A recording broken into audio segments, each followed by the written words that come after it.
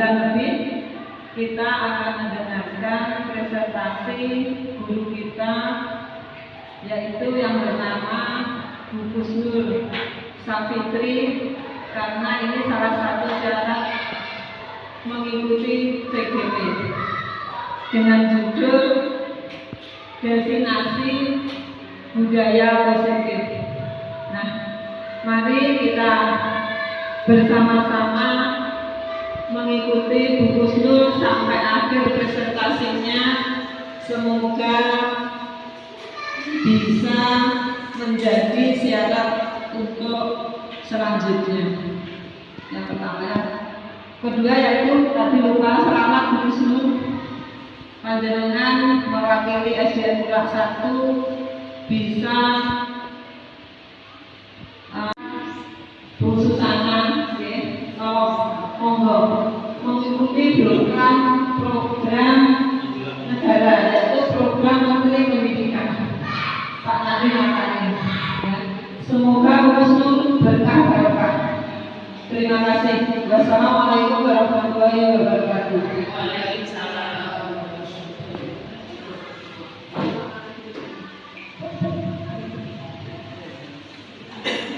Semangat, ceria. Hari ini saya mohon bantuannya. Saya sudah merepotkan panjenengan semuanya untuk kegiatan saya selaku CGP seperti yang disampaikan Ibu Admi selaku kepala sekolah, adanya diseminasi. Diseminasi itu apa? Memberikan informasi, sehingga dari kami selaku CGP memperoleh ilmu lagi itu hendaknya disampaikan kepada teman lain dalam satu instansi, sehingga diharapkan saya sebagai tangan panjang dari Kemdikbud menyampaikan informasi semuanya bisa dilaksanakan. Seperti yang kemarin kita sudah melaksanakan visi misi, sehingga paling nggak materinya seperti itulah. Sekarang mengenai budaya positif. Next, apa itu? Nah, sebelumnya ini perkenalkan, saya diambil oleh karena satu kabupaten terdapat 110 guru penggerak untuk tahap angkatan 9 ini, dan saya Safitri sebagai calon guru penggerak karena masih calon, karena ini pada masa pendidikan yang nanti berakhir pada bulan April. Next, selanjutnya, budaya itu sebuah kebiasaan. Kebiasaan tidak bisa instan. Kebiasaan di sini anak-anak melakukan, hanya anak kita semuanya melakukan secara terus-menerus tanpa kita sadari, karena sebuah panggilan dari hati. Beda dengan diperintah, beda dengan kita disuruh. Nah, di sinilah kita berusaha membudayakan hal yang positif di lingkungan kerja kita. Untuk tanggapan agar sesuatu itu membudaya, nah itu ada beberapa hal yang harus dilakukan. Next. Nah, atau mengatakan apa? Kita merespon dengan cepat, dengan bahasa yang baik, itu juga salah satu akan membuat sebuah budaya yang positif. Ada sebuah institusi kebutuhan dasar manusia, keyakinan kelas, dan posisi kontrol guru. Ini beberapa hal yang harus kita lakukan untuk mencapai sebuah budaya yang positif. Next, disiplin positif. Disiplin positif, kalau kita biasanya disiplin melaksanakan sebuah aturan. Nah, untuk membentuk pada siswa kedisiplinan itu adalah yang pertama kepercayaan diri. Anak percaya diri dengan sikapnya, percaya diri dan dapat mempertanggungjawabkan. Nah, ini yang perlu kita tanamkan. Gayanya, itu ada kata-kata dua. Oke. Ini kebutuhan dasar manusia. Gak hanya anak-anak, tetapi guru dan manusia pada umumnya. Yang pertama adalah kebutuhan fisiologis. Kebutuhan dasar mengenai makan, minum, bisa kita bedakan dari kita kondisi pada saat lapar dengan kenyang beda toh? Kalau sudah siap, selanjutnya adalah penghargaan. Penghargaan di sini anak pada siswa bisa mengerjakan sedikit saja seperti Mbak Indri. Oh, anaknya bisa menulis ya, putranya Pak Wanto. Oh, Pak, saya bisa menggambar ini Pak, luar biasa, bagus, pintar. Ini anak sudah sangat bangga sekali. Mbak ini. Selanjutnya adalah aktualisasi diri, pengembangan diri. Terima kasih, di sini saya sudah dikasih kesempatan dari sekolahan, dari kepala sekolah untuk saya mengembangkan diri. Seperti yang disampaikan tadi, pengembangan diri itu keluarnya dari diri kita sendiri, bukan dari paksaan dari orang lain. Rasanya itu kalau dipaksa.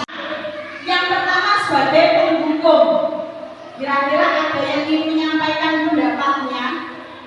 Contoh dari posisi guru sebagai penghukum itu bagaimana? Ada yang ingin menyampaikan?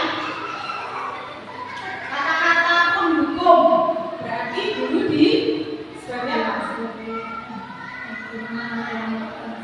Ya, menghukum anak-anak yang melakukan kesalahan. Pernah kita lakukan? Pernah. Sering. Posisi sebagai penghukum ini biasanya dengan mata melotot. Ayo, kenapa kamu buang sampah di situ? Kamu lihat bagaimana perasaan anak? Takut. Selanjutnya membuang sampah sembarangan tidak? Ya. Ya mungkin pada saat itu kenapa nggak membuang sampah karena takut? Posisi sebagai penghukum anak menjadi takut. Berarti melaksanakan aturan itu karena rasa kelas bagaimana? Anak-anak ya, saya nggak boleh dia melakukan ini. Selanjutnya adalah sebagai manajer, ini sebagai kepala sekolah, sebagai guru, kita sebagai pemantau, sebagai kontrolnya. Ini setelah peraturan kelas dibuat, keyakinan itu didasari semuanya, semua siswa sepakat untuk melaksanakan. Next, segitiga restitusi ini mengajarkan kita pada saat kita menangani siswa. Menangani bukan berarti anak dalam melakukan kesalahan saja. Next. Nah, ini ada juga tanggapan. Ya, potong. Itu sudah hal biasa. Anak berangkat dengan baunya, masih inusnya, masih sabun buahnya, itu biasa. Sehingga sungguh luar biasa. Itu di SLB Banjarsari Ketan itu sampai juara tingkat provinsi juga untuk menari. Itu kayak mengukul kita ya sebagai guru kita di sekolahan reguler dengan begitu banyak kesempurnaan pada murid kita belum mampu, dan kita semoga saja nanti menggugah semangat kita yang di SLB saja itu sudah luar biasa semangatnya. Kita yang ada di sekolah normal harus patut bersyukur.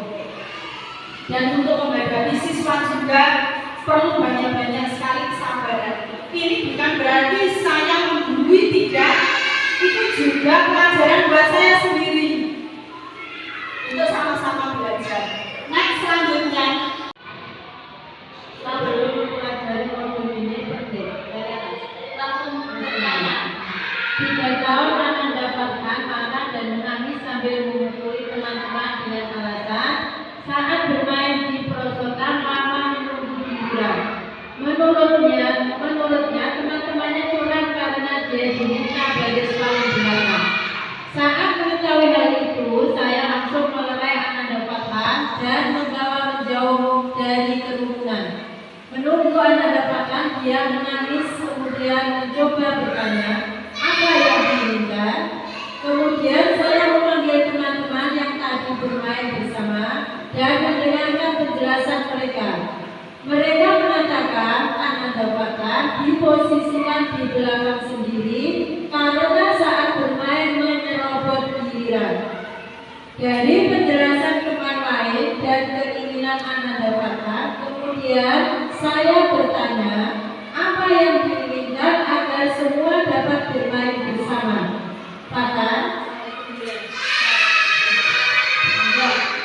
Tadi ceritanya bagaimana Pak Wanto? Intinya ceritanya bagaimana? Coba. Ada kasus bagaimana itu?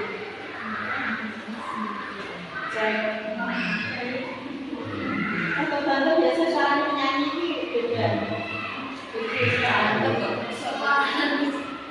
Untuk kasus anak yang marah-marah menangis membeli teman-temannya itu kan sebenarnya ada temannya yang suka terus nggak terima dunia seperti itu gitu. Terus sampai bilang sampai berkelahi. Nah, kalau di dunia nyata sekolah kita aktornya siapa? Kita pilih. Kita pilih Fadil. Siapa itu yang kemarin baru kejadian?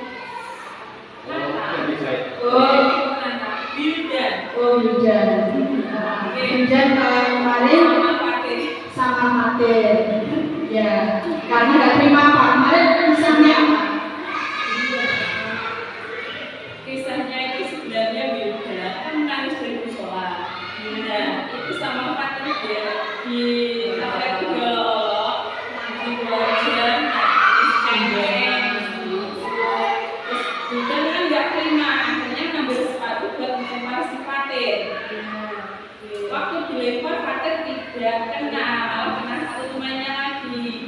Terus Fatir akhirnya kok nyangkut gitu. Terus akhirnya Wildan semakin marah, ambil sepatu Fatir dipukul pakai sepatu gitu. Oke, itu bisa nyatanya ya. Tindakan selalu dulu apa yang dilakukan di sana dengan kisahnya Fatir tadi bisa menangkap ya antara Wildan dengan Fatir. Yang salah itu sebenarnya kemarin itu kan Fatir memilih Wildan ya kan, tapi yang salah itu sebenarnya kan Wildannya loh kemarin itu. Tapi penanggapan kita kemarin kan yang dipukul Fatir bukan Wildan, jadi kan saldo kita tidak melihat kesalahannya. Tapi sebenarnya yang salah di sini adalah Wildan, karena apa? Wildan itu kan marah memukuli. Terus kemudian Fatir membalas pukul kemarin ya kan. Nah, maka dari itu kita lerai, kita cari permasalahannya itu yang mana. Tapi kemarin kita lihat hanya Fatir saja yang kita salahkan. Ya, makanya kita cari permasalahannya, kemudian kita temukan solusinya.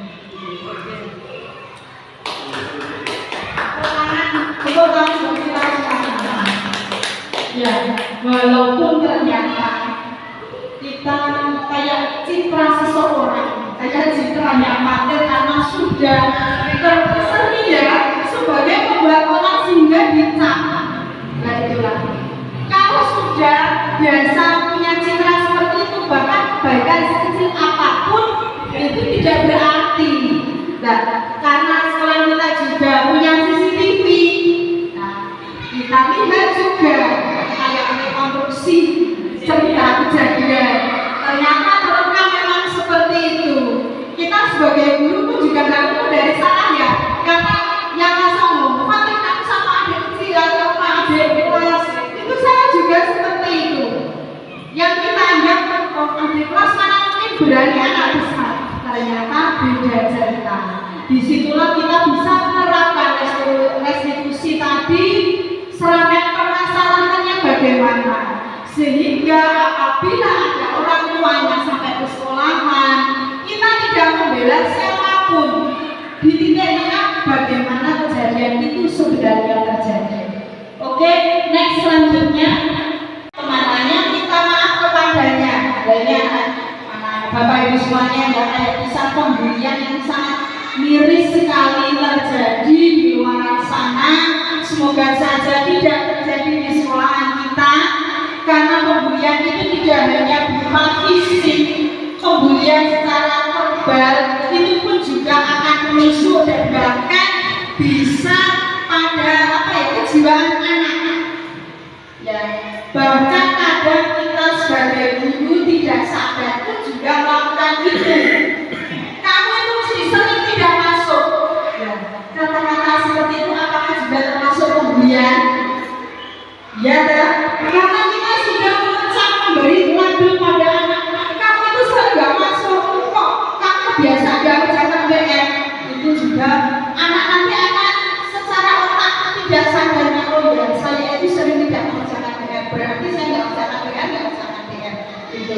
Next, selanjutnya operator.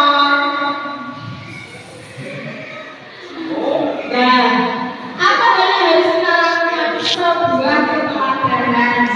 Ya, kita belajar, masih belajar, saya sendiri juga masih belajar memberi teladan pada anak didik, pada lingkungan sekitar, karena kita sebagai guru gak hanya di sekolahan, pasti di lingkungan kita itu sedikit banyak akan menjadi sosok bu guru, pak guru, bahkan nanti sampai pensiun purnama mbak guru itu sudah biasa menuntut anak itu gak hanya merupakan anak kita seperti anak kandung kita, keberhasilan anak sebuah kebanggaan bagi kita, kelalaian anak, kesalahan anak juga sedikit banyak pasti kita juga akan merasa sedih. Keyakinan kita harus yakin bahwa anak nanti akan peroleh hal yang baik, menjadi anak yang baik, sehingga mengingatkan pada kita pada sholat, kita berdoa dan untuk keluarga, untuk anak-anak kita juga, murid-murid kita. Dan selanjutnya dengan adanya stimulus dari kebiasaan dari sekolah juga baik, di sekolah kita sudah banyak sekali pembiasaan agar nanti tertanam. Next. Terima kasih dengan apa yang telah saya sampaikan. Semoga ilmu yang sedikit ini sedikit paling tidak bisa berarti buat kita bahwa kita laksanakan. Mohon maaf jika ada kurang lebihnya, karena saya juga masih tahap belajar, dan jangan bosan-bosan mengingatkan pada saya, memberikan kritikan atau hal yang kurang pada saya agar bisa menjadi lebih baik. Terima kasih. Wassalamualaikum warahmatullahi wabarakatuh.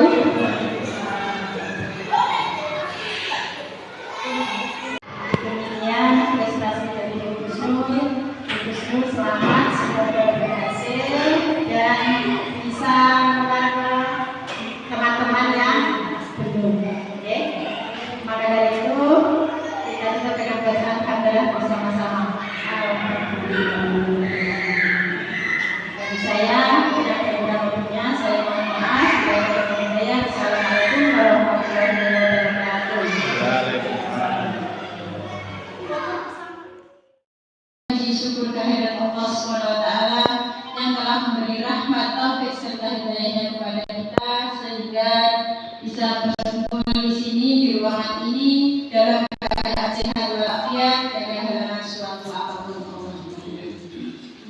Salawat serta salam kita berikan kepada junjungan kita Nabi besar Muhammad SAW yang kita harapkan kita nantikan syafaatnya besok di yaumul qiyamah. Allahumma amin.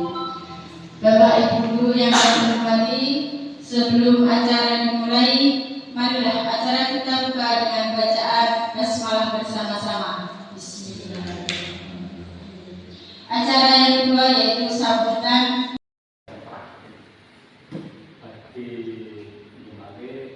Di kita saat pun kalau formalitasnya dengan ibu pas sholat keluarga pun sudah juga kali anjuran kami.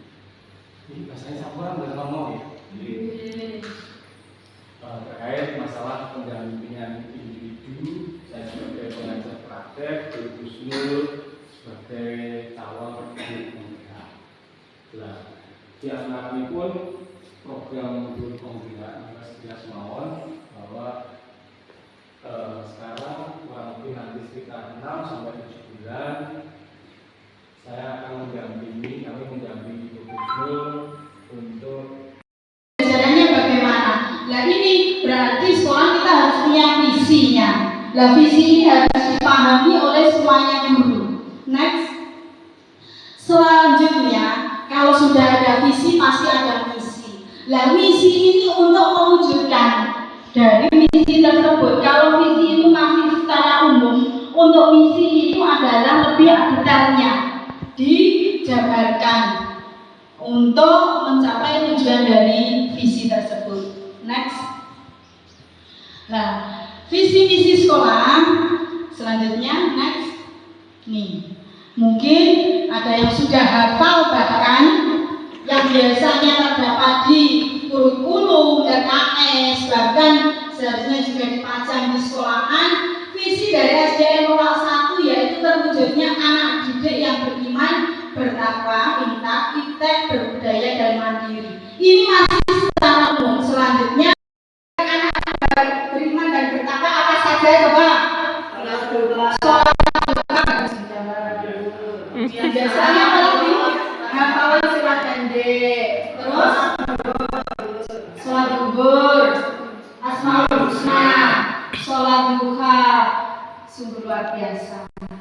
Ya, kira-kira ada nggak ide lain, kegiatan yang lain yang bisa kita tingkatkan untuk meningkatkan iman dan takwa?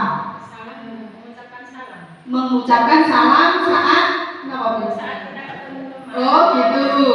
Kalau biasanya, hey bro, gimana kabarnya? Kalau Usama, assalamualaikum, Bu Rika, assalamualaikum Bu, gitu gitu. Oke, bagus. Mungkin tindak lanjutnya bagaimana Bu? Kita menekankan anak untuk bersalam itu. Memberi contoh. Jadi kita ya lebih baik menyapa. Oh gitu. Bisa diterima kan?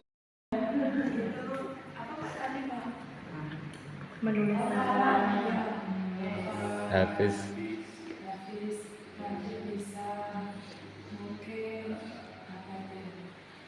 Acara seperti taklim nanti bisa diisi oleh guru agama. Oh gitu. Terima kasih. Ada lagi Bu Urin kira-kira? Untuk kelas 1, 2, 3 ya, khususnya untuk kelas rendah itu kan ada pelajaran GDI. Alangkah baiknya dalam pelajaran GDI itu diselipkan etika pergaulan anak-anak di dalam kelas maupun di luar kelas. Jadi anak-anak berteman dengan teman sebayanya itu ada etikanya mulai dari kecil, mulai dari kelas 1 itu sudah tertanam. Terima kasih. Ada lagi? Dirika? Sudah? Bu? Oke.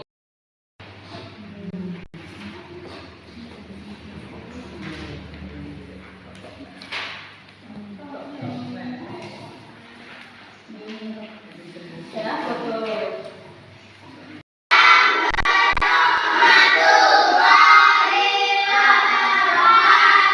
Anak-anak bagaimana kabarnya hari ini?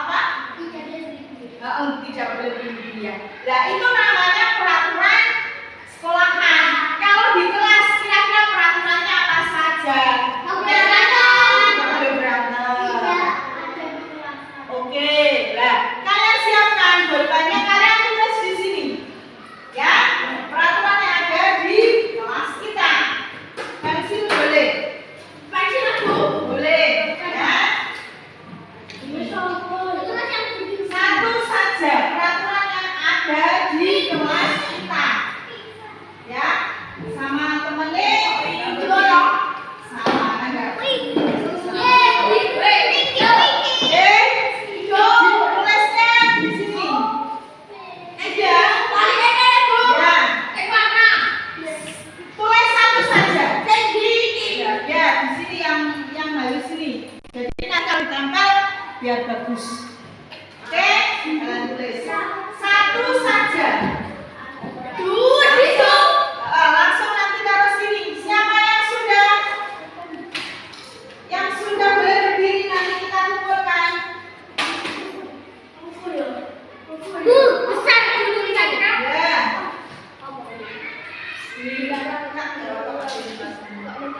Kelas 4 kok kayak di sini.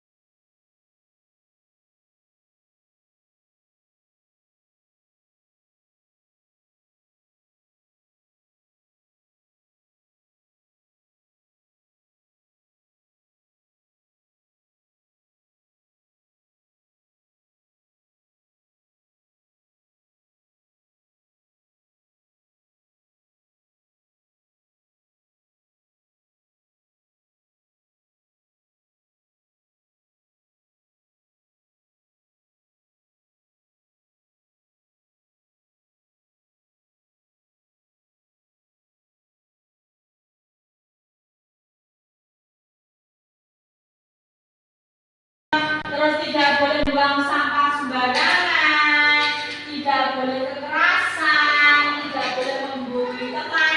Nah, itu namanya peraturan saya. Sekarang kita ubah peraturan yang telah kita sepakati. Kita sepakati nggak sama teman kita tidak boleh bertengkar? Ya. Sepakat ya? Tidak boleh membuang sampah sembarangan. Tidak boleh mengejek. Sepakat ya? Ya. Itu peraturan kelas kita ubah dengan kalimat positif. Kata tidaknya dihilangkan. Contohnya, jadi kayak kelas seperti ini.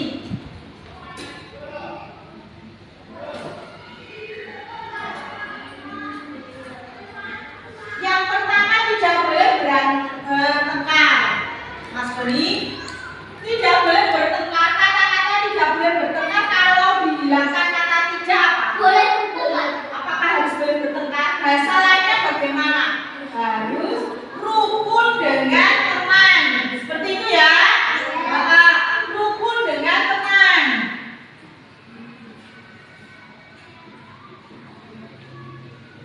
Terus kalau tidak boleh membuang sampah sembarangan, kalimat positifnya diubah menjadi bagaimana, Cak? Membuang sampah di tempatnya. Oke, betul.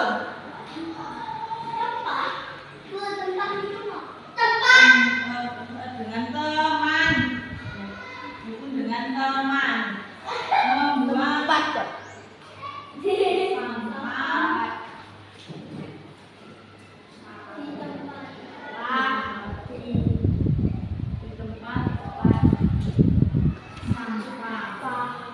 Terus kalau tidak boleh mengerjakan PR, berarti kata-katanya diubah menjadi bagaimana?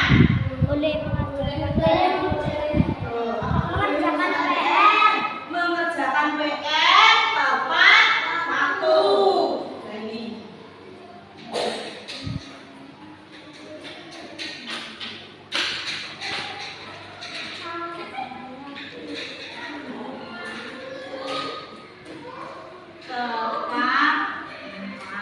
Tepat waktu. Ya, terus lagi, Jan. Selanjutnya ini, kalau kata-katanya tidak boleh membuli teman. Apa kira-kira? Saling menghormati.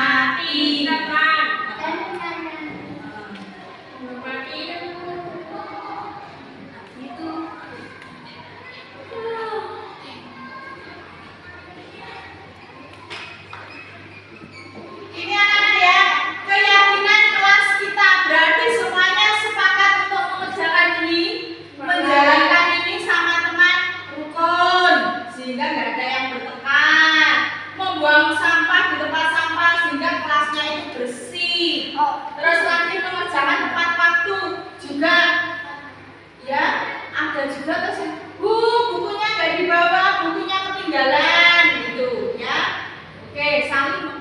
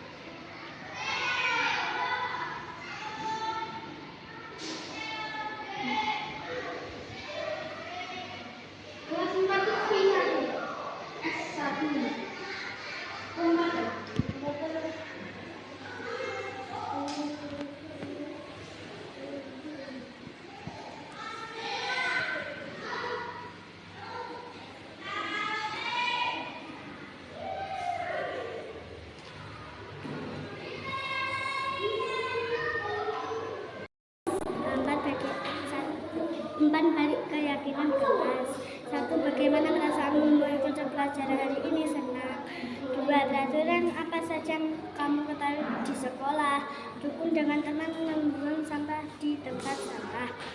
Pernahkah kamu melanggar peraturan tidak pernah? Keras. Menyenangkan. Mantap. Peraturan apa saja yang akan boleh membuang sampah sembarangan, tidak boleh terbakar. Pernahkah kamu melakukan tidak pernah? Saat melanggar peraturan boleh keadaan seperti apa tindakanmu agar tidak melakukan ini adalah sampah.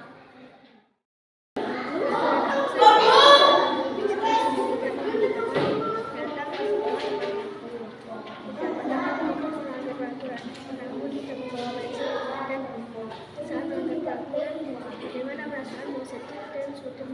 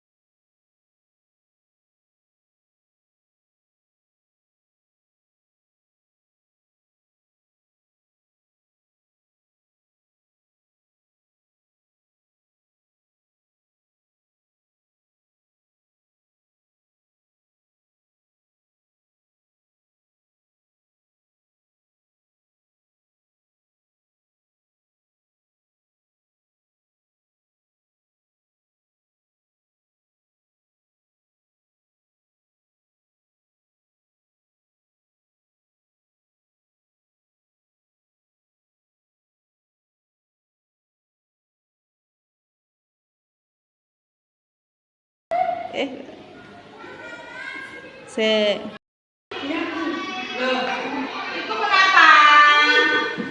Temennya lainnya. Loh. Sebentar. Ini punyanya siapa? Ya, terus Mas Nino kenapa? Terus? Nggak boleh. Oh, nggak tanya. Terus ini kamu kenapa kok tidak tanya? Kenapa?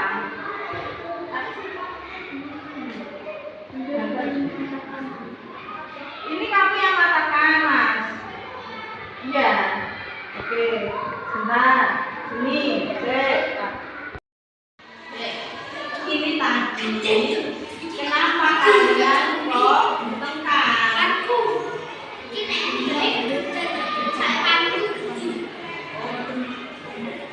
Oh, Mas Nino tidak tanya. Ini punyanya siapa, Mas?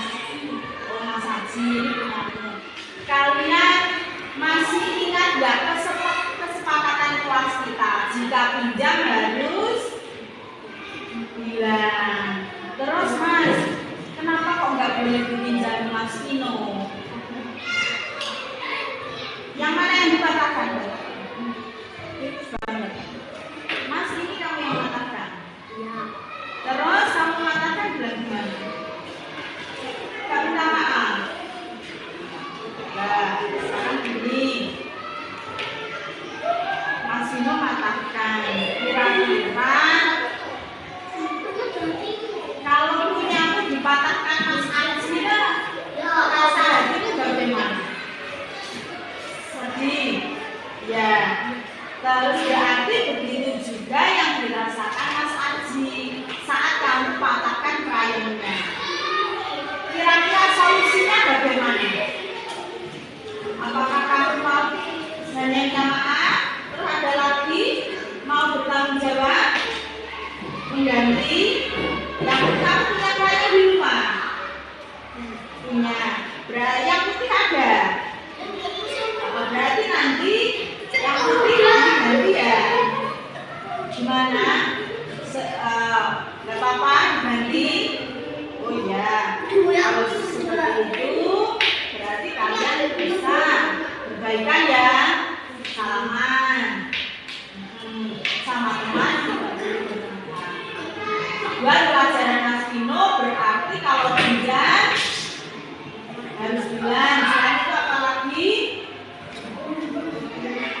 tidak boleh matahkan. Mas Aji juga pelajaran kalau punya, kalau sama temennya dipinjami ya.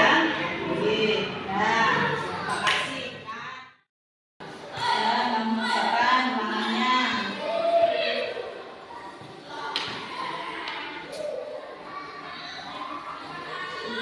Bagus loh, Mbak.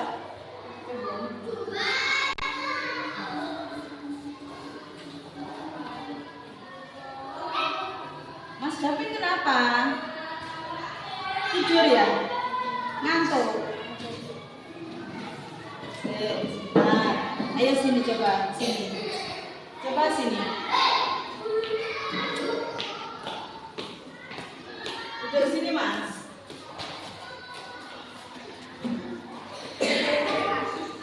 Duduk sini. Cuci muka dulu ya. Cuci muka keluar. Jangan cuci muka dulu.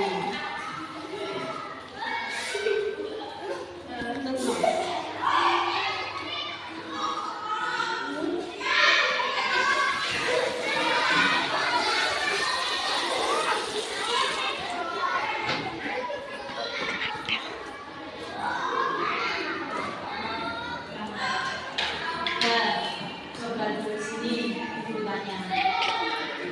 Semalam kamu tidur jam berapa? Jam 12. Kenapa saja? Oh, ada pengajian. Ini ya, hari Maulud ya. Kat, Mas. Kamu tahu nggak peraturan sekolah masuknya jam berapa? Kalau sekolah masuknya jam berapa? Jam 7. Tadi kamu berangkat jam berapa? Jam berapa? 7:30. Ketiduran di rumah. Kira-kira itu melanggar peraturan tidak? Terus alasannya karena semalam melihat pengajian. Kira-kira itu perbuatan yang benar tidak? Terus kalau ada pengajian lagi, kira-kira apa yang harus kamu lakukan biar tidak terlambat sekolah? Tidur, ya tidurnya lebih awal ya, seperti biasanya. Kamu tahu akibatnya jika kamu di kelas tidur, mendengarkan apa yang dijelaskan guru tidak? Tidak, berarti nanti kamu akan ketinggalan pelajaran. Ya, nanti jangan diulangi lagi ya. Ini janji ya. Kalaupun semalam di rumah ada kegiatan lain, boleh melihat pengajian bagus. Namun juga tidak boleh sampai kegiatan sekolah terganggu. Ya, tahu ya kesalahanmu, jangan diulangi lagi. Ya, tadi sudah cuci muka, ngantuknya masih hilang, sudah hilang belum? Sudah ya. Oke, temannya kan mengerjakan. Oke, silakan kembali di kelas ya. Duduk.